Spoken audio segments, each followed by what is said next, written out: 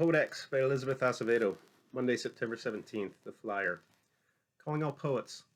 The poster is printed on regular white computer paper, the bare basics. Spoken Word Poetry Club, calling all poets, rappers, and writers. Tuesdays after school. See Miss Galliano in room 302 for details. It's layered behind other more colorful and bigger lettered announcements, but it still makes me stop halfway down the staircase as kids late to class try their best to accidentally make me topple down the stairs. But I'm rooted to the spot, a new awareness buzzing over the noise. This poster feels personal, like an engraved invitation mailed directly to me. After the buzz dies down, I crumple the flyer in my backpack, balled and zipped up tight. Tuesdays I have confirmation class. Not a chance Mommy's going to let me out of that. Not a chance I want anyone hearing my work. Something in my chest flutters like a bird whose wings are being gripped still by the firmest fingers. Tuesday, September 18th. Amon. After 2 weeks of bio reviews, safety lessons, and blase blah blah, we're finally starting real work. A boy, Amon, is assigned as my lab partner. I saw him around last year, but this is our first class together. He shifts at the two-person desk we share, and his forearm touches mine. After a moment, I shift on purpose, liking how my arm brushes against his. Pull away quickly. Last thing I need is for someone to see me trying to holler at a dude in the middle of class. Then I'll really be known as fast. But it's like his forearm brush changed everything. Now I notice how I'm taller than him by a couple of inches, how full his mouth is, how he has a couple of chin hairs, how quiet he is, how he peeks at me from under his lashes. At the end of class, as we both stare at the board, I let my arm rest against his. It seems safe. Our silence. Whispering with Caridad later that day. X, there's this boy at school. C, this is why your mom should have sent you with me to St. John's. X, are you kidding? Half those girls end up pregnant before graduating. C, no exageres, yo. And we're going to get in trouble. We're supposed to be annotating this verse. X, you and I could break this verse down in our sleep. It's not wrong to think a boy's fine, you know. C, it's wrong to lust, yo. You know it's a sin. X, we're humans, not robots. Even our parents lusted once. C, that's different. They were married. X, you don't think they lusted before the aisle? Girl, bye. Anyway, there's a boy at school. He's cute. His arm is warm. C, I don't even want to know what you mean by that. Is that code for something? Stop being fresh. X, Caridad, you're always trying to protect me from my dirty mind of warm arms. C, sometimes I think I'm the only one trying to protect you from yourself. What twin be knowing? As I'm getting ready for sleep, I'm surprised to see the crumpled Poetry Club flyer neatly unfolded and on my bed. Must have fallen out of my bag. Without looking up from the computer screen, Twin says in barely a whisper, "This world's been waiting for your genius a long time." My brother's no psychic, no prophet, but it makes me smile, this secret hope we share, that we are both good enough for each other and maybe the world, too. When he goes to brush his teeth, I tear the flyer to pieces before Mommy can find it. Tuesdays for the foreseeable future belong to church, and any genius I might have belongs only to me. Sharing. Although Twin and I are super different, people find it strange how much we share. We share the same womb, the same cradle, and our whole lives the same room. Mommy wanted to find a bigger apartment, told Poppy we should move to Queens or somewhere far from Harlem where we could each have our own room. But apparently, although Poppy had changed, he still stood unmoved, said everything we could want was here, and sharing a room wouldn't kill us.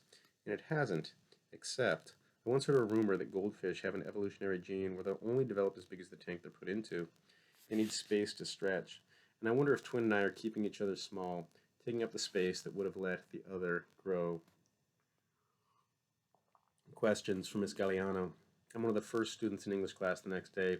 Although I promised myself I would keep my lips stapled together when Miss Galliano asks me how I'm doing, the words trip and twist their ankles, trying to rush out my mouth. So you're in the poetry club, right? She doesn't laugh, cocks her head and nods. Yes, we just started this year, spoken word poetry club.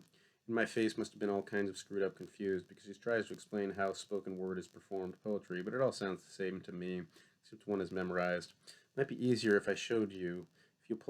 If I'll pull up a clip as today's intro to class. You're thinking of joining the club? I shake my head no. She gives me that look again, when someone who doesn't know you is sizing you up like you're a broken clock and they're trying to translate the ticks.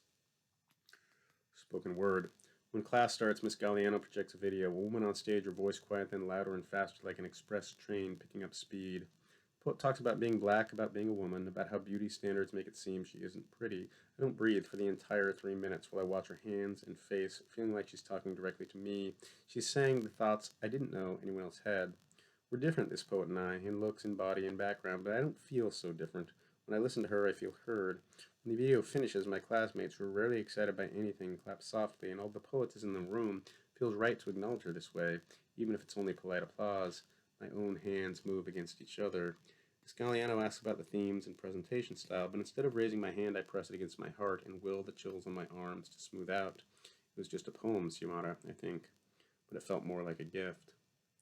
Wait, is this what Miss Galliano thinks I'm going to do in her poetry club? She mentioned competition, and I know Salam is just that, but she can't think that I, who sits silently in her classroom, who only speaks to get someone off my back, will ever get on stage and say any of the things I've written out loud to anybody else. She must be out her damn mind. Holding a poem in the body. Tonight after my shower, instead of staring at the parts of myself I want a puzzle piece into something else, I watch my mouth memorize one of my poems, even though I don't ever plan on letting anyone hear about it. I think about that poetry video from class. I let the words shape themselves hard on my tongue. I let my hands pretend to be punctuation marks that slash and point and press in on each other. I let my body finally take up all the space at once. I toss my head and scrub my face and grit my teeth and smile and make a fist, and every one of my lips is an actor trying to take center stage. And then Mommy knocks on the door and asks me what I'm in here reciting, that it better not be more rap lyrics, and I respond, verses. I'm memorizing verses. I know she thinks I mean Bible ones. I had my notebook and my towel before heading to my room and comfort myself with the fact that I didn't actually lie. J. Cole versus Kendrick Lamar. Now that we're doing real labs, Amon and I are forced to speak. Mostly we mumble under our breath about measurements and beakers, but I can't forget what I told Carrie Dad. I want to get to know him. I ask him if he has the new J. Cole album. Shuffle papers as I wait for him to answer. Amon signs his name beneath mine on the lab report. The bell rings, but neither of us moves. Amon straightens in for the first time, his eyes lock onto mine. Yeah, I got Cole, but I'd rather the Kendrick Lamar. We should listen to his new album together sometime. Asylum. When my family first got a computer, Twin and I were about 9, and while Twin used it to look up astronomy discoveries, the latest anime movies, I used it to stream music, flipping the screen from music videos to Khan Academy tutorials whenever Mommy walked into the room. I fell in love with Nicki Minaj, with J. Cole, with Drake and Kanye, with old school rappers like Jay-Z and Nas and Eve. Every day I searched for new songs, and it was like applying for asylum. I just needed someone to help me escape from all the silence. I just needed people saying words about all the things that hurt them. And maybe this is why Poppy stopped listening to music, because it can make your body want to rebel, to speak up. And even that young, I learned music can become a bridge between you and a total stranger. Would I tell Amon? Maybe. I'll let you know. Dreaming of him tonight. A boy's face in my hands, but he's nearly a man. Memories of Mommy's words almost lash my fingers away, but still I brush upward against the grain and prickle and bristle of a light beard at his jaw. His cheekbones rise like a sun, large canvas of a forehead, a nose that takes space. This is a face that doesn't apologize for itself. The boy moves his body closer to mine, and I can feel his hands drop down from my waist to my hips, then brushing up toward these boobs I hate. I now push at him like an offering. His hands move so close, our faces move closer, and then my phone alarm rings, waking me up for school. In my dreams, his is a mouth that knows more than curses and prayer, more than bread and wine, more than water, more than blood, more. Thursday, September 20th. The thing about dreams, when I get to school, I know I won't be able to look him on in the face. You can't dream about touching a boy and then look at him in real life and not think he's going to see that dream like a face full of makeup blushing up your cheeks. But even though I'm nervous when I get to bio, the moment I sit next to him I calm down, like my dream has given me an inside knowledge that takes away my nerves. I'd love to listen to Kendrick. Maybe we could do it tomorrow? Date. This doesn't count as a date or even anything sinful, just two classmates meeting up after school to listen to music. So I try not to freak out when Amon agrees to a non-date. Mommy's dating rules. Rule 1, I can't date. Rule 2, at least until I'm married. Rule 3, see rules 1 and 2. Clarification on dating rules. The thing is, my old school Dominican parents do not play. Well, mostly Mommy. I'm not sure Poppy has any strong opinions, or at least none he's ever said, but Mommy's been telling me early as I can remember I can't have a boyfriend until I'm done with college.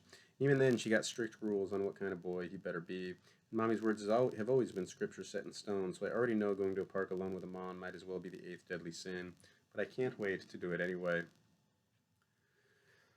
Friday, September 21st, feeling myself. All last night I held the secret of meeting Amon like a candle that could too easily be blown out. Anytime Mommy said my name or Twin looked in my direction, I waited for them to ask what I was hiding. This morning I ironed my shirt. For sure sign I'm scheming, since I hate to iron. But no one says anything about the shirt, or my new Shea Better scented lip balm. When I slide my jeans up my hips and shimmy into them, my legs feel powerful beneath my hands, and I smile over my shoulder at my bubble butt in the mirror. Part 2. And the Word was made flesh. Smoke Parks. because I wouldn't go to his house, not that he asked me to. We both know that our secret friendship can take place only in public. Every Friday, our school has a half day for professional development. Today, Amon and I shuffle to the smoke park nearby. I've never smoked weed, but I think Amon does sometimes after school. I smell it on his sweater and know the crowd he chills with. Today, the park is ours, and we sit on a bench with more than our forearms accidentally rubbing. His fingers brush against my face as he places one of his earbuds in for me. I can smell his cologne, and I want to lean in, but I'm afraid he'll notice I'm sniffing him. For a moment, the only thing I can hear is my own heart loudly pumping in my ears. I close my eyes and let myself find in music what I've always searched for. Away, away.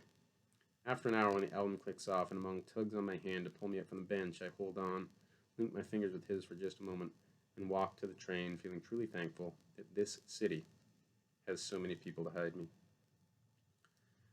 I decided a long time ago Twin is the only boy I will ever love.